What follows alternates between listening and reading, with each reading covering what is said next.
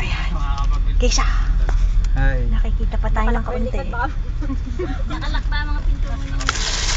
Hindi pala masyado kita. Kami po ay nasa likod ng compartment kung ay, ano nga to? Compartment nga, no? Sabi, masyado pong puno na. Medyo hindi lang kita. Habag. Yan po, ito si Keisha. Kami po ay nasa loob ng compartment. Dito po si Una, doon kami tatlo na Una. Ito ang maming pangit. Medyo ito si Angie. Ito po ang Dapat ano. isa pong karanasan. Ba, maganda ang karanasan ko ngayong araw na to. Nasukahan. Nasa compartment.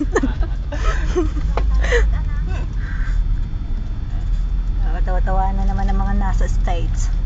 Inggit na naman.